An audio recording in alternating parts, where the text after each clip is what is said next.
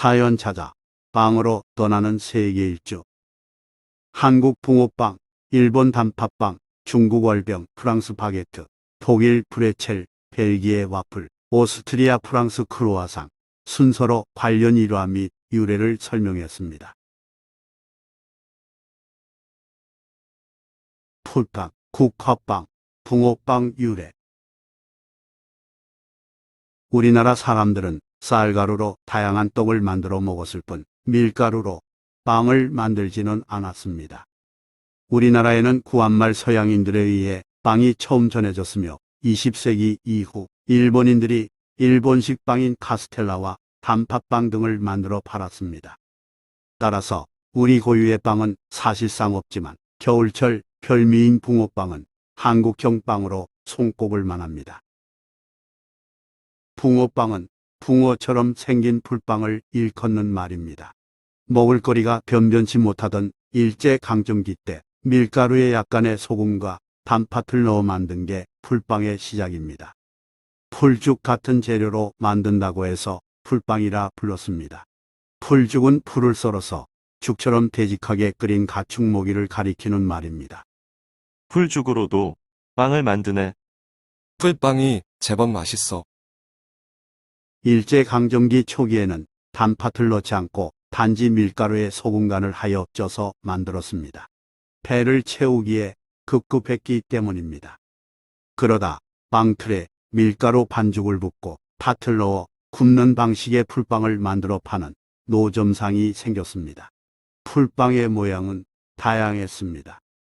빵틀이 국화 모양이면 국화빵, 붕어 모양이면 붕어빵이라 불렀는데 재료와 만드는 방법은 똑같았습니다.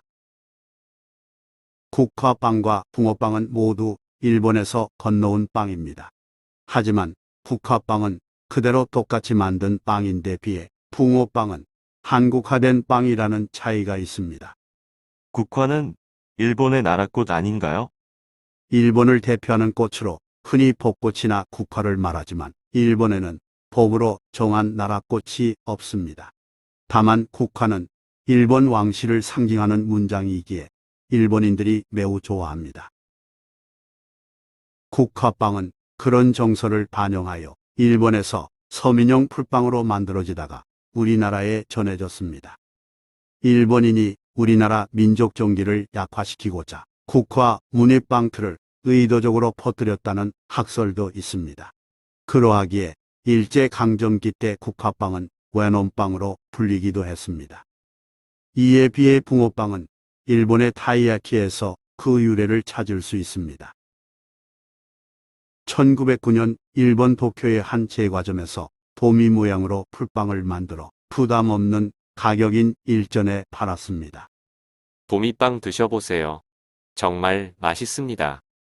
타이야키는 우리말로 번역하면 도미구이입니다.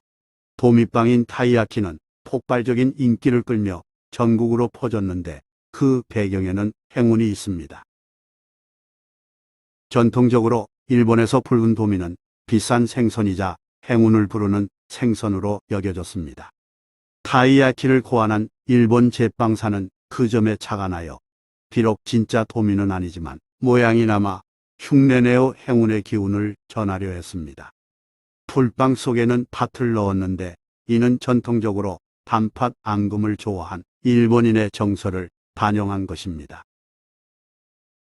이처럼 가난한 사람들에게 겉은 도미 모양을 본뜨고 속에는 단팥 앙금을 넣은 풀빵을 만들어 판 상술은 결국 적중했습니다.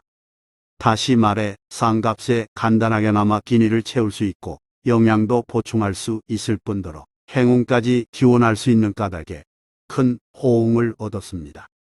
그런데 도미빵은 우리나라에 건너오면서 붕어빵으로 그 모양이 바뀌었습니다. 한국인에게 도미는 별다른 상징이었기에 예부터 붕어 매운탕으로 치숙하고 우리나라 전역에 널리 서식하는 붕어로 바뀐 것입니다. 그리고 그 모양에 빗대어 붕어빵이라고 불렀습니다. 그렇지만 풀빵 속에 팥을 넣는 것은 그대로 전해졌습니다. 팥은 영양 부족에 빠지기 쉬운 겨울철에 좋은 영양식품인데다 동지 팥죽이라 하여 우리에게도 친숙한 식품이기에 그렇습니다. 오늘날에는 수많은 고급빵이 넘치고 풀빵 모양도 다양해졌으나 붕어빵은 여전히 겨울철 별미로 사랑받고 있습니다. 그 모양이 친근한 데다 따뜻할 때 바삭한 겉껍질과 적당히 단맛을 느끼며 먹을 수 있기 때문입니다. 또한 단팥 앙금 대신에 고구마 앙금이나 크림을 넣는 등 속재료에 변화를 주어 생명력을 계속 불어넣고 있습니다. 단팥빵 유래 및 가운데 움푹한 이유. 네덜란드인은 날마다 빵을 먹는답니다.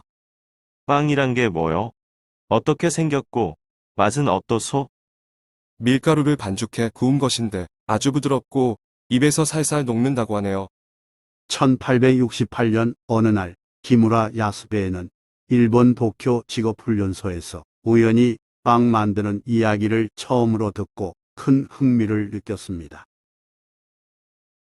기무라는 본래 사무라이였으나 세상이 급변하여 무사계급의 특권이 사라짐에 따라 다른 일을 찾고자 체면을 생각하지 않고 직업훈련소에서 일하던 상황이었습니다.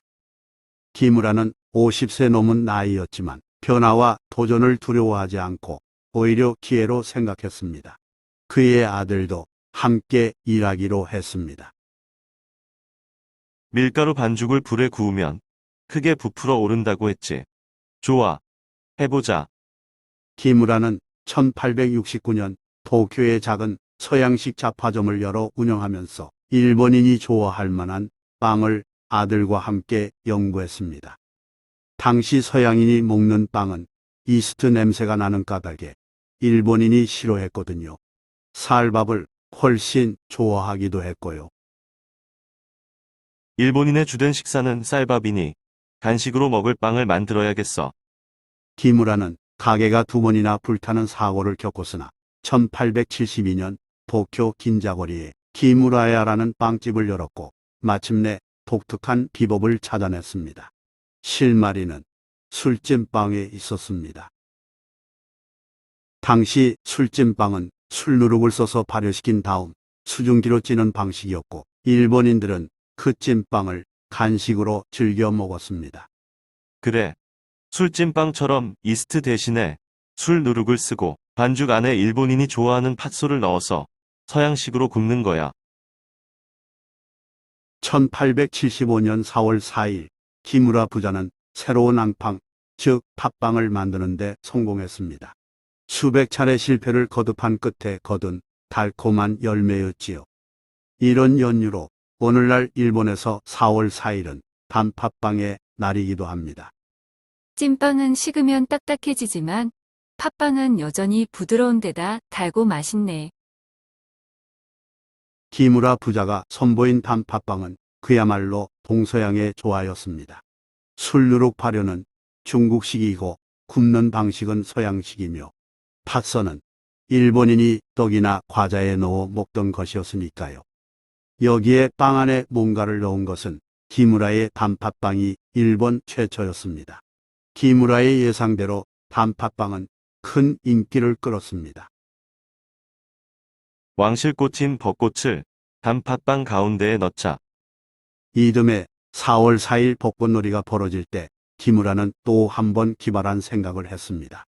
산에서 따다가 소금에 절인 벚꽃 꽃잎을 막 구워낸 단팥빵에 박아 넣었습니다. 그리고는 단팥빵의 대대적인 판촉을 위해 새로운 마케팅을 시도했습니다. 기무라는 일본 메이지 국왕의 시종으로 있는 야마오카 대슈에게 사쿠라 앙팡, 즉 벚꽃 단팥빵을 보냈습니다. 기무라의 친구이기도 한 야마오카는 단팥빵을 왕의 식탁에 올렸습니다. 왕은 그 빵을 먹고 매우 기뻐했다고 합니다. 왕실 업무 담당하는 행정기관인 국내청에 단팥빵을 보내시오. 기무라는 왕실에 보내는 단팥빵을 일반인에게 파는 단팥빵과 모양을 달리해서 만들었습니다. 빵 한가운데를 푹 들어가게 하고 거기에 소금에 절인 벚꽃 꽃잎을 얹은 것입니다. 1897년에는 일반인에게 파는 단팥빵도 빵 가운데를 푹 들어가게 만들었습니다. 현재 일본에서 파는 단팥빵 한가운데가 푹 들어간 이유가 여기에 있습니다. 약 150년 전에 문을 연 빵집 기무라야는 같은 자리에서 여전히 성업 중에 있습니다. 단팥빵은 이후 다양한 모방 빵을 탄생시켰습니다. 크림을 넣은 크림빵, 카레를 넣은 카레빵 등등 단팥빵을 응용하여 만든 빵들이 계속 나왔으니까요. 그러하기에 단팥빵은 가장 일본적인 빵으로 여겨지고 있습니다. 보름달 닮은 빵, 월병의 유래 및 역사. 음력 8월 15일은 중국에서 중추절이라 하여 3대 명절 중 하나로 여깁니다. 중국인들은 중추절에 월병을 만들어 먹는 풍속이 있습니다. 월병은 보름달처럼 둥근 떡이란 뜻입니다. 중국어로는 위에빙이라고 발음합니다. 월병은 밀가루 반죽에 팥소와 말린 과일이나 견과류를 넣은 후 구워 만듭니다. 지역에 따라 전복이나 상어지느러미를 넣기도 하고 굽는 중간에 꿀을 바르기도 합니다. 명절 선물로 쓰이는 월병은 고급품이 많으며 호화로움을 강조하고자 금가루를 장식하기도 합니다. 월병의 유래는 매우 오래되었습니다.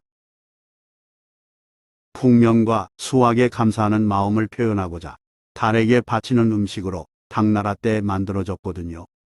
중국인은 보름달을 만월이라 하여 완성이나 풍요의 상징으로 여겼는데 그 마음이 월병을 낳은 것입니다. 이때부터 중추절 밤에 월병을 달에게 바친 후 가족이나 지인들이 모여 나눠 먹는 문화가 시작됐습니다. 중국인은 가을이 되면 월병을 떠올렸기에 매봉중추 배사월병, 즉 해마다 중추절이면 월병 생각이 더욱 간절하다라는 속담도 생겼습니다. 그런가 하면 송나라 시인 서동파는 월병에 대해 다음과 같이 묘사했습니다. 작은 과자가 달을 씹는 맛이로구나. 월병 문화는 남송시대에 중국 전역으로 널리 퍼졌고 주원장에 의해 확실하게 중국인의 상징이 되었습니다.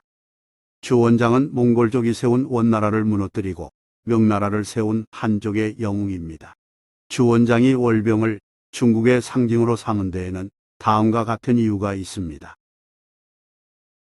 주원장은 원나라 말기에 농민 봉기를 일으켰을 때 중추절을 거사일로 정하고 월병 선물 풍속을 이용해서 봉기 내용을 농민들에게 알렸습니다. 몽골 쪽 관리가 눈치채지 못하도록 조심하시오. 월병 속에 쪽지를 넣어 선물하듯 전함으로써 원나라 관리들의 눈을 교묘히 피한 것이었지요. 주원장이 목숨 걸고 시도한 거사는 성공했고 이후 월병 선물은 일반 백성에까지 퍼지면서 상대에게 행운을 선물하는 것으로 생각하게 됐습니다. 오늘날 중국에서 중추절이 되면 친척, 지인, 사업 거래처 등에게 월병 선물이 필수처럼 여겨지는 이유가 바로 여기에 있습니다. 막대기 닮은 바게트 유래. 바게트는 프랑스를 대표하는 빵입니다. 일반적으로 프랑스 빵이라고 하면 설탕을 넣지 않고 구울 때 물을 뿌려 겉이 딱딱하도록 만든 빵을 가리키는데 바게트가 바로 그런 빵입니다. 바게트는 밀가루, 이스트, 소금, 물, 이 네 가지로 만들도록 프랑스 식품법에 규정되어 있습니다. 바게트는 프랑스어로 막대기, 지팡이라는 뜻입니다. 막대기처럼 길쭉하게 만든 빵을 바게트라고 부른 것입니다. 바게트의 유래에 대해서는 여러 가지가 있는데 가장 유력한 학설은 1789년 프랑스를 뒤흔들었던 대혁명 때 시작됐다는 설입니다. 프랑스 혁명 이전에는 신분에 따라서 먹을 수 있는 빵이 달랐습니다. 귀족은 부드러운 흰빵을 먹었고 그 외의 계층은 딱딱한 검은 빵을 먹었습니다. 1775년 하층민 구두 수송공이 하얀 바게트를 집에 숨겨 놓았다가 경찰에 들켜 체포된 사건도 있었을 정도였습니다. 혁명을 일으켜 왕정을 물리친 프랑스 시민들은 무엇보다 빵의 평등을 원했습니다. 하여 프랑스 혁명이 일어난 지 4년 후인 1793년 프랑스 국민의회는 빵의 평등권을 선포했습니다. 이때 빵의 길이는 80cm, 무게는 300g으로 한다라는 규정이 생겼습니다. 이제 빵에 대한 차별이 사라지고 신분이나 재산에 많고 적음에 관계없이 누구든 품질 좋은 빵을 먹을 수 있게 됐습니다. 덕분에 프랑스인에게 있어서 바게트는 평등한 빵으로 여겨졌습니다. 또한 바게트는 쉽게 상하지 않기에 나폴레옹 군대에서 군대용 식량으로 이용됐습니다.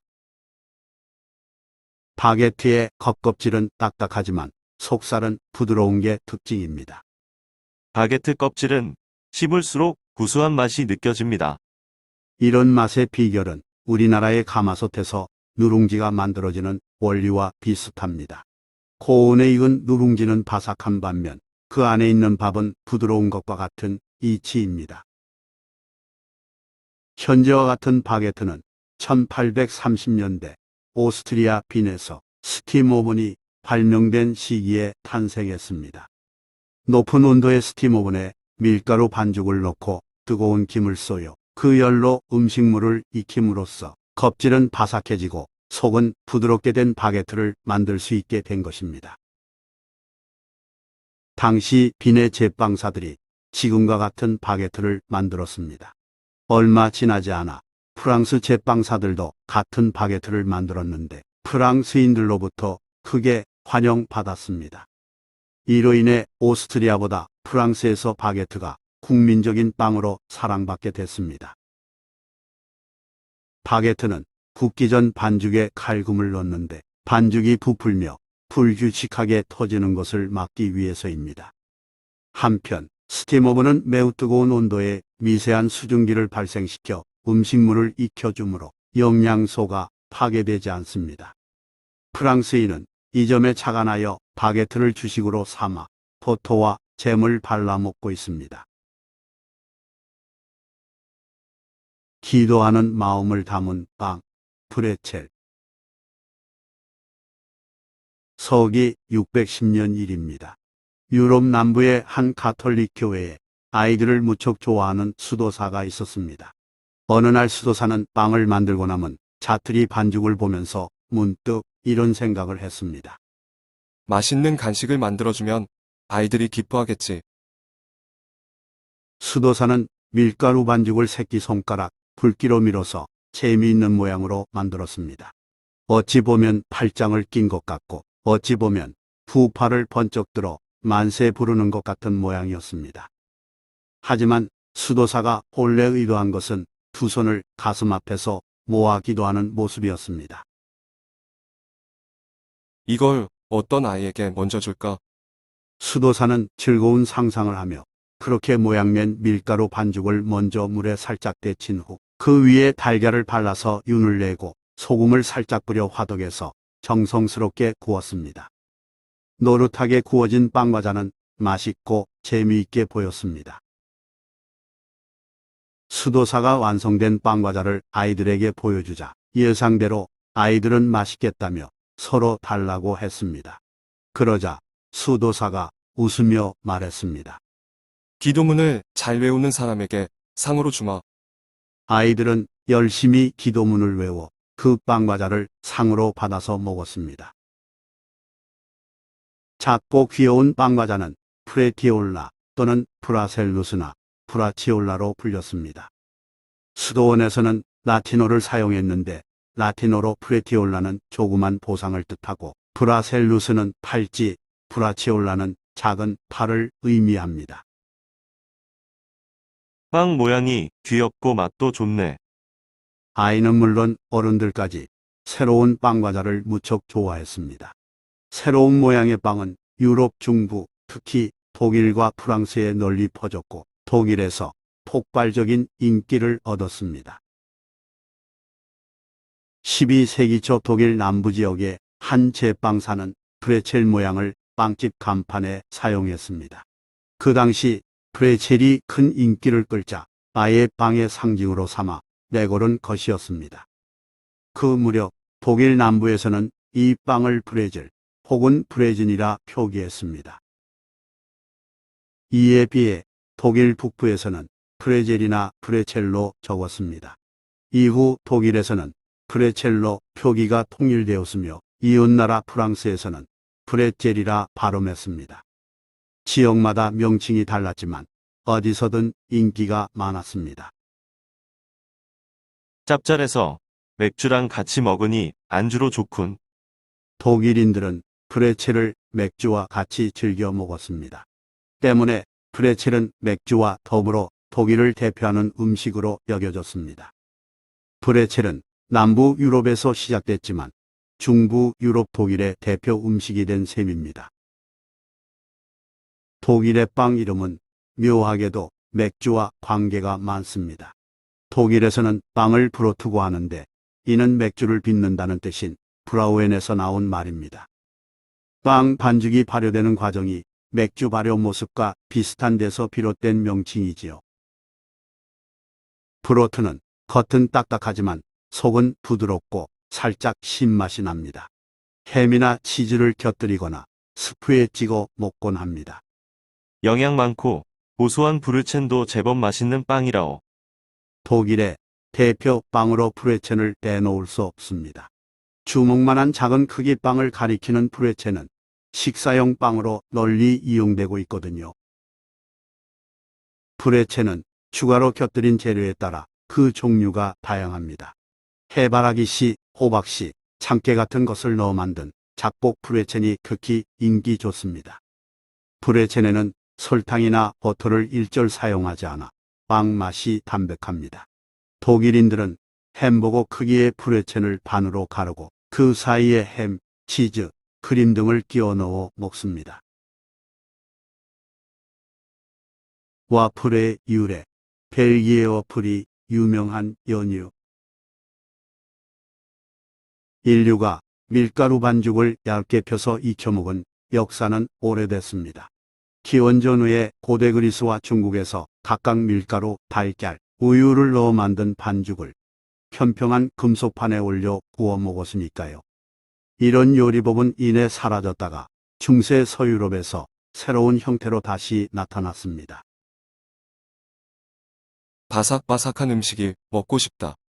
13세기 말역 경제적으로 여유 있는 서유럽의 한 집에서 별미를 즐기고자 석쇠 혹은 불판 두 개를 아래 위로 맞붙여서 밀가루 반죽을 완전 납작하게 구웠습니다. 이때 더욱 바삭한 맛을 위해 석쇠를 바둑판 같은 격자무늬로 모양을 냈습니다. 석쇠 두 개를 나무 손잡이로 연결한 조리도구를 웨이퍼 아이론이라고 불렀습니다. 웨이퍼는 가톨릭 교회에서 예수의 몸을 상징하는 성찬식빵을 가리키는 이름인데 도장으로 찍은 듯이 만든 얇고 가벼운 웨이퍼를 닮았다 하여 새로 만든 살짝 구운 얇은 과자도 그리 불렀습니다. 벌집 모양으로 만들어 볼까? 14세기에 어느 날 한 대장장이가 벌집 무늬로 된 웨이퍼 조리도구를 고안해냈습니다. 단순해 보이지만 획기적인 발명이었습니다. 벌집 무늬는 격자 무늬에 비해 오목하고 볼록함이 더 심해서 골고루 한층 더 바삭한 맛을 만들어 주었으니까요. 이 과자는 큰 인기를 끌어서 14세기 영국의 경우 웨이퍼 상인이라고 불리는 행상인들이 거리에서 웨이퍼를 팔았습니다. 웨이퍼 조리도구는 갖가지 무늬로 만들어졌으며 발효시키지 않은 귀리를 재료로 하였습니다. 미리 귀한 까닭의 값싼 귀리로 웨이퍼를 만든 것이었지요. 웨이퍼는 14세기 유럽 여러 나라로 퍼져나가면서 다양한 이름으로 불렸습니다. 1377년 영국에서는 성찬형 웨이퍼와 구분하고자 와플이라고 말했습니다. 비슷한 시기 독일에서는 와펠, 프랑스에서는 고프레, 벨기에와 네덜란드에서는 와펠이라고 불렀습니다. 그런데 왜 지금은 와플이라고 말할까요? 그 이유는 17세기에 영국 청교도와 네덜란드 신교도들이 종교 자유를 찾아 신대륙, 즉 미국으로 건너가서 생활한 데서 찾을 수 있습니다. 새로운 정착지에서 먹을거리가 마땅치 않았던 시절에 이들은 간단히 만들 수 있는 와플을 구워 먹곤 했습니다. 18세기 말엽 토머스 제퍼슨은 우연히 와플을 먹고는 그 맛에 반해서 와플의 틀을 프랑스에서 수입하여 종종 만들어 먹었습니다. 제퍼슨은 1776년 독립선언문을 작성한 유명인입니다. 이 일을 계기로 와플에는 미국에서 유명해졌고 그 무렵 영어 사전을 편찬할 때 와플이라고 명명했습니다. 20세기 초에 미국의 제너럴 일렉트릭사는 와플 기계를 대량 생산해서 와플의 대중화를 이끌었습니다. 1955년에는 와플하우스라는 와플 전용 음식점이 미국에 생겼습니다. 미국식 와플은 밀가루 반죽을 베이킹 파우더로 부풀려서 구운 다음 시럽을 뿌려 먹는 음식이었습니다. 이처럼 와플은 유럽 여러 나라와 미국에서 사랑받았지만 오늘날 와플하면 대부분 사람들은 벨기에를 떠올립니다. 왜 그럴까요? 그 사연은 1964년으로 거슬러 올라갑니다. 그해 뉴욕에서 열린 세계 박람회에서 벨기에인 모리스 베르메시는 브뤼셀 와플을 벨기에 와플이라고 소개하며 사람들 관심을 끌었습니다. 벨기에 와플은 미국 와플보다 더 고소하고 맛있습니다. 사람들이 호기심에 그 맛을 확인해 보니 정말 그랬습니다. 우선 반죽부터 달랐으니까요. 벨기에 와플은 달걀 흰자를 넣고 밀가루 반죽을 이스트로 발효시키고 거기에 신선한 과일과 달콤한 휘핑크림을 얹었기에 부드러우면서도 달콤 바삭한 맛을 느낄 수 있었습니다. 이로 인해 그때부터 브뤼셀 와플은 벨기에의 명물 음식으로 여겨졌습니다. 또한 이와 더불어 18세기에 벨기에 동남쪽 도시 리에주에서 주교가 만들었다는 리에주 와플도 주목을 받았습니다. 쫀득하고 찰진 맛에 리에주 와플이 덩달아 유명세를 얻으면서 와플은 벨기에의 별미라는 인식이 굳어졌습니다. 초승달 모양 크로와상의 유래 1683년 오스만 투르크는 유럽을 침공해 점차 세력을 넓히면서 유럽 중부에 있는 신성 로마 제국의 빈까지 쳐들어갔습니다. 빈은 1558년부터 1806년까지 신성 로마 제국 중심지였고 이후 1918년까지는 오스트리아 헝가리 제국의 중심지였습니다. 현재는 오스트리아의 수도인 곳이고요. 당시 오스트리아가 성문을 굳게 잠근 채 격렬히 저항하자 오스만 투르크는 성문 수비를 무너뜨릴 전략을 세웠습니다. 도시 중심부까지 땅굴을 몰래 파서 기습적으로 공격합시다.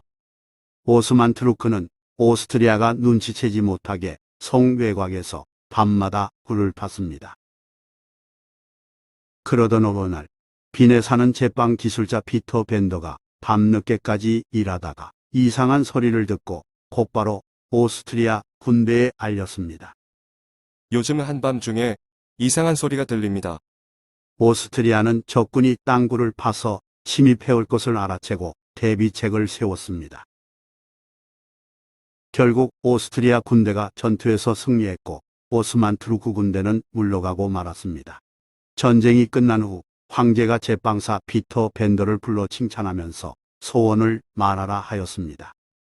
오스만 투르크 제국 깃발에 그려져 있는 초승달 모양을 본뜬 빵을 만들고 싶습니다. 소원이 특이하다만 기꺼이 들어주마. 황제는 황실 마크를 사용할 수 있는 권리와 함께 초승달 모양 빵을 만들 수 있는 권리를 그에게 부여했습니다. 피터 벤더는 오스만 투르크 군대를 물리친 기념으로 초승달 모양을 닮은 빵을 만들었고 많은 사람들이 그 빵을 먹으면서 승리를 자축했습니다. 내가 너를 한 입에 먹어주마. 하하. 일설에는 1686년 오스만 투르크 군대를 물리친 헝가리 부다페스트에서 유래됐다고도 합니다. 당시 헝가리 제빵 기술자들이 역시 땅굴 파는 소식을 듣고 정부에 알려 공을 세웠다는 것입니다. 어느 설이 옳든 간에 승리를 기념하여 초승달 모양의 빵을 만들었다는 점은 공통적입니다. 초승달 모양의 빵 이름은 크루아상입니다. 이 빵이 오스트리아나 헝가리가 아니라 프랑스의 대표적인 빵으로 널리 알려진 데에는 사연이 있습니다. 오스트리아를 지배한 합스부르크 가문의 마리 앙투아네트가 프랑스의 루이 16세와 정략 결혼한 후의 일입니다. 아, 초승달 빵이 너무 먹고 싶다. 앙투아네트는 친정인 오스트리아의 제빵 기술자를 보내달라고 요청했습니다. 오스트리아에서 온 제빵사가 만든 특이한 모양의 크루아상은 프랑스 귀족들의 눈길을 끌었습니다. 이후 프랑스에서 빵 만드는 기술이 발전하여 지금처럼 버터를 듬뿍 넣은 크루아상이 탄생했습니다. 크루아상은 프랑스어로 초승달이란 뜻입니다. 영어로는 크레센트라고 말합니다. 빵 껍질이 여러 겹 겹친 크루아상은 20세기 초에 만들어졌으며 버터의 고소한 풍미와 바삭바삭한 감촉이 입맛을 당깁니다. 크루아상은 오늘날 오스트리아, 헝가리, 프랑스에서 인기 있는 빵입니다.